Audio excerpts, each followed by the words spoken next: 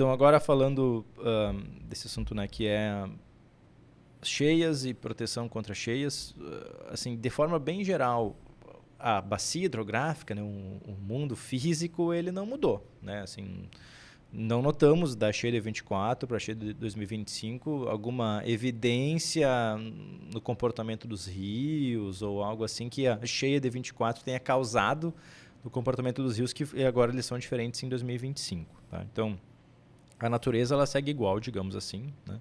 Uma curiosidade, querido, desculpe. No que é que eles poderiam estar diferentes?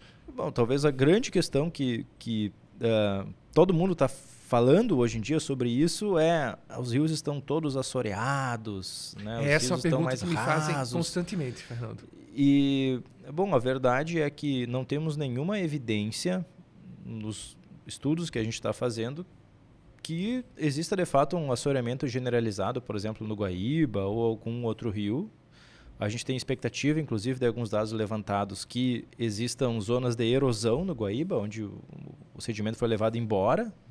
Eventualmente, esse sedimento ele foi levantado pela força da água e foi jogado um pouco para cima das ilhas. Então, isso mostra, né, aquilo que a gente enxerga de alguma ilha ter areia em cima ou ter sido alargada, porque o sedimento foi escavado do fundo e jogado para cima, digamos assim, pelo fluxo da força da água. E mesma coisa, muitos rios do interior, tem zonas de escavação, algumas zonas de deposição, comportamento normal dos rios, então nenhum tipo assim de assoreamento generalizado. Né? Ótimo. O pessoal imagina talvez, não, agora vai encher muito mais rápido, vai encher 1 metro mais rápido, mas vou comparar a cheia de 25 com as outras 3 grandes cheias que obtiveram resultado similar de Guaíba elevado nos últimos 3 anos, que é setembro de 23, novembro de 23 e maio de 24. Tá? Certo. Em maio de 24, a chuva média no Guaíba foi de 650 milímetros, né, da bacia hidrográfica que drena para o Guaíba. Então, bastante alto esse valor. Tá? Novembro de 23, que o Guaíba subiu ali para os 3 metros e 50 e pouco, se eu não me engano, a chuva média no Guaíba foi mais perto dos 300 milímetros, foi 280 e alguma coisa milímetros chovendo em cima da bacia hidrográfica do Guaíba. Tá? Então já foi assim, quase metade do que maio. Né? Maio subiu a 5,37. E aí finalmente a gente pega setembro de 23 e agora junho de 25, são 2 cheias bem parecidas, produzidas por chuvas da ordem de 250 milímetros, e as duas fizeram o Guaíba subir para mais ou menos 3 metros. Então não existe assim, nenhuma modificação que a cheia de 24 tenha causado, assim, que assoreou todo o Guaíba, que agora em 25 subiu muito mais. Né? Esse dado da chuva média é uma chuva média de toda a bacia, o que explica essa diferença de setembro de 23 ter sido 13,18, né, até maior do que esse ano que foi 3, é mais ou menos a localização onde a chuva caiu. Em 25 ela caiu numa porção um pouco mais sul da bacia hidrográfica do Guaíba, e em setembro ela caiu um pouco mais a norte, em rios que são um pouco mais rápidos, teve um pouquinho mais de vento em setembro também, por isso que foi alguns centímetros mais altos do que junho de 25. Então assim, comportamento da bacia não foi modificado.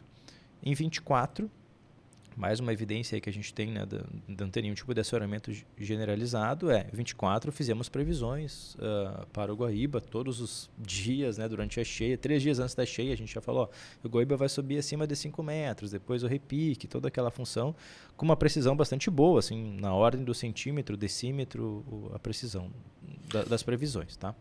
25 começaram as chuvas, fizemos de novo as previsões, usando os mesmos modelos, que usam como insumo justamente a batimetria do Guaíba, batimetria de antes da cheia. E nessas previsões desse ano, novamente, a mesma precisão de acerto, aí, da ordem de centímetros, decímetros, o que ia acontecer com o Guaíba. Então, se o Guaíba tivesse um assoreamento generalizado, nós teríamos feito uma previsão, o Guaíba vai subir 10 centímetros e ele ia ter subido 1 metro, por exemplo, porque o comportamento dele ia estar diferente do que os modelos estão calibrados para apresentar. Mas não é o fato. O fato é que a gente conseguiu prever com as mesmas ferramentas pré-enchente de 24 o comportamento do Guaíba. Então, assim, mais uma evidência que não tem essa história de tá tudo cheio de areia e galho e etc. E por isso que está dando enchente no Guaíba. Tá? Idem para alguns outros rios que a gente tem dados, né? Assim, talvez o assoreamento vai ter um impacto de 1, 2 dezenas de centímetros, por exemplo, em rios do Taquari, que sobem 20 metros, né? Então, são razões relativamente pequenas, né? Que a gente pode ter algum impacto de modificação, que na prática significam relativamente pouco. Então, o sistema físico em si, muito, muito parecido, nenhum tipo de modificação desse tipo.